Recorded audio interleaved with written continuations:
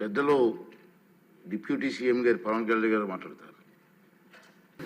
నమస్కారం అధ్యక్ష, మీకు అవకాశం ఇచ్చినందుకు గౌరవ ముఖ్యమంత్రి గారికి ఈ ఎక్సైజ్ పాలసీ మీద ఈ శ్వేతపత్రాన్ని సమర్పించిన విధానం చాలా లోతుగా ఉంది, సమగ్రంగా ఉంది. ఎక్సైజ్ పాలసీకి సంబంధించి గత 5 సంవత్సరాల్లో ఎలాంటి సమస్యలు ఉన్నాయి, ప్రజలు ఎలాంటి బాధలు పడ్డారు, ముఖ్యంగా ఇలా కల్తీ సారా తాగి, ఇలాంటి ఇలిసిట్ లిక్కర్ తాగి, వారి ప్రైవేట్ బ్రాండ్స్ తాగి ప్రజలు ఏ స్థాయికి వెళ్ళిపోయారు అనేది ప్రత్యక్షంగా నేను కూడా చాలా నా దగ్గరికి వచ్చి చాలా సమస్యలు చెప్పుకున్నారు ప్రజలు. ముఖ్యంగా గుంటూరు నుంచి ఒక బాధితురాలు వచ్చి భర్తను తీసుకొచ్చింది. భర్తను తీసుకొచ్చి నా భర్త నన్ను కొట్టేస్తున్నాడు, మీరు మాట్లాడండి, వీళ్ళు మందు తాగిని చెప్పి ఆవిడ పాపం బాధపడుతుంటే ఉన్న దెబ్బలు చూపించింది. భర్తను అడిగితే భర్త ఏమన్నాడంటే, నేను ఎప్పుడు ఇలా చేసేవాడిని కాదు, మందు తాగగానే నాకు అట్లా అయిపోతుంది, ఇది నర్వస్ డిజార్డర్ వచ్చేస్తుంది, న్యూరలాజికల్ డిజార్డర్ వచ్చేస్తుంది అనేది తర్వాత దీంట్లో తెలియదు అధ్యక్ష. భూమి ఒకసారి అంటే ఇది ఇంకా విష్ణుకుమార్ రాజు గారు చెప్పినట్టుగా ఇది ఇంకా 3,000 కోట్లుగా చాలా లోతైన దోపిడీ జరిగింది. దీంట్లో లాస్ ఆఫ్ కన్సిడరబుల్ రెవెన్యూ దాదాపు 18,860 కోట్ల 51 లక్షలు అనేది ప్రాథమికంగా తేలింది. దీంట్లో అంటే ప్రజలకు కావాల్సిన డబ్బు, ప్రజలకి రావాల్సిన డబ్బు ఇవన్నీ కూడా ఎక్కడికి వెళ్ళిపోయినాయి.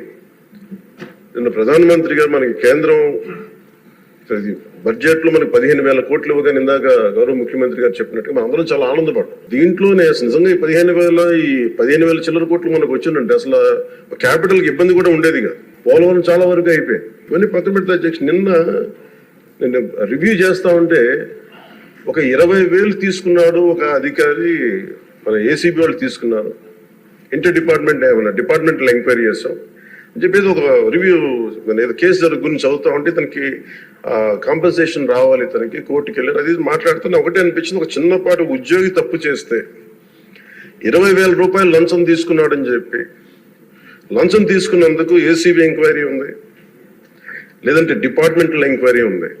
అలాంటిది రాష్ట్ర వ్యవహారాలు నడిపే ముఖ్యమంత్రి కానీ వారి సంబంధిత సభ్యులు కానీ స్టేట్ ఎక్స్చెకర్ కి 18,860 కోట్ల రూపాయలు పైచిలకు ప్రప్రథమంగా ఇక్కడే మనకు తేలుతూ ఉంటే వీళ్ళు శిక్ష పడకుండా ఎలా తప్పించుకుంటారు?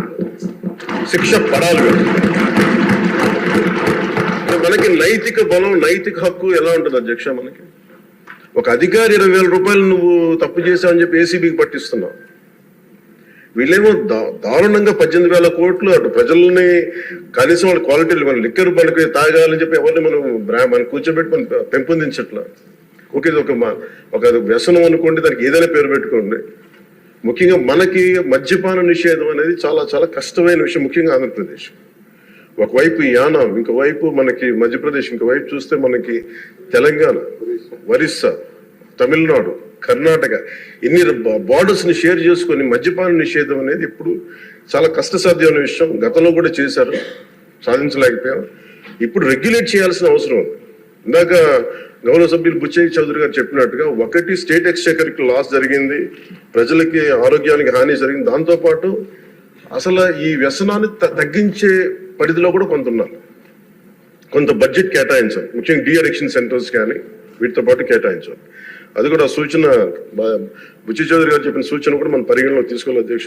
ఎందుకంటే రేపొద్దు మనమే కనుక 18,000 కోట్లు ప్రస్తుతానికి వస్తే దాంట్లో కనీసం ఒక సర్టెన్ శాతం, ఒక 10% అంటాం, ఎంత పర్సెంటేజ్ పెద్దలందరూ కూర్చొని, విఘ్నులందరూ కూర్చొని దాంట్లో కొంత డీ అడిక్షన్ కి దాన్ని ఖర్చు పెట్టాలి అధ్యక్ష. కేవలం దాన్ని ఆదాయంగా చూడకుండా అట్లీస్ట్ ఒక 10% డీ అడిక్షన్ గా దాన్ని డీ అడిక్షన్ సెంటర్స్ ఖర్చు పెట్టాలి. కానీ అన్నిటికంటే కూడా ఈ రోజున మన గౌరవ ముఖ్యమంత్రి గారు చెప్పింది, వీళ్ళని ఎలా ఇన్వెస్టిగేషన్ అంటే అలిగేషన్స్, దీంతో ఎండ్ అయింది ఈ ప్రజెంటేషన్. ఇదే కనుక ఈ రోజున మనకి క్లాప్ మిత్రాస్కి ఈ రోజు డబ్బులు లేక పంచాయతీ బోర్డులో దాదాపు 9 నెలల నుంచి మనకి జీతభత్యాలు లేక ఒక 59 మంది నలిగిపోతాం. అలాగే ఫీజు రీఎంబర్స్మెంట్ లేక విద్యార్థులు నలిగిపోతా ఉన్నారు. స్టేట్ ఎక్స్చెకర్ లో డబ్బులు లేవు. కానీ అందరు ఇన్ని కోట్లాది మంది జీవితాలతో ఆడుకుని వీళ్ళ చేతుల్లో మటుకు ఇన్ని వేల కోట్లు, దాదాపు విష్ణుకుమార్ రాజు గారు చెప్పినట్టు 30,000 కోట్లు వెళ్ళిపోయాయి. 18,000 కోట్లు ముందస్తుగా తెలుస్తుంది కానీ ఇంకా లోతుగా చూస్తే అది చాలా పెద్ద ఇది స్కామ్, ఇది దోపిడీ. వీటిని కనుక మనం వదిలేస్తే, తప్పు చేసిన వాళ్ళని గత ప్రభుత్వం సంబంధించిన ఇది ఇట్స్ నాట్ అబౌట్ వెండేటా, పగా ప్రతీకారం కాదు, కానీ వీళ్ళని స్వేచ్ఛగా కనుక వదిలేస్తే, వాళ్ళ అదృష్టవశాత్తు ఈరోజు వాళ్ళు అక్కడ లేరు. వాళ్ళు కనుక ఉండుంటే వాళ్ళకి నిజంగా వాళ్ళకి సమాధానం చెప్పాల్సిన పరిస్థితి ఉండేది. తప్పించుకొని పారిపోయారు వాళ్ళు ఈరోజు, తప్పించుకొని పారిపోయారు వాళ్ళు. We have to make them accountable, అధ్యక్ష. వాళ్ళు we have to bring them into accountability. They have to be penalised. వాళ్ళు దయచేసి గౌరవ ముఖ్యమంత్రి గారికి నేను మీ తరపు నుంచి ఆయనకి తెలియజేసుకున్న అధ్యక్ష, దయచేసి వీరిని please we have to penalise them sir. వాళ్ళకి సరైన శిక్ష పడాలి సార్. వీళ్ళకి తప్పించుకోవడానికి కుదరదు సార్. లేదంటే రేపు పొద్దున ఒక ట్రాఫిక్ కానిస్టేబుల్కి బలం ఇవ్వాలి అంటే ఆపగలమంటే వాళ్ళు ఏమంటారు సార్ లోపల? నేను చిన్నపాటి కానిస్టేబుల్ అయితే నాకేమనిపిస్తుంది, మీరు పెద్దోళ్ళు అయితే వదిలేస్తారు, మమ్మల్ని అయితే పట్టుకుంటారంటారు సార్. మనకు రూలింగ్ కి, గవర్నెన్స్ కి, అడ్మినిస్ట్రేషన్ కి నైతిక బలం పొందు అధ్యక్ష. ఐ రిక్వెస్ట్ యూ, నేను మీద మిమ్మల్ని నేను ఉద్దేశించి అందరినీ హౌస్ మెంబర్స్ గౌరవ సభ్యులందరినీ గౌరవ ముఖ్యమంత్రి గారిని అడుగుతున్నాను అధ్యక్ష మీ ద్వారా. They have to be punished and they have to be penalized whoever they are. ఇది వెండేటా, పగ ప్రతీకారాలతో కాదు, కానీ we promised that we will bring back accountability.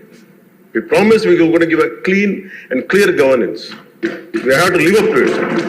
Thank you.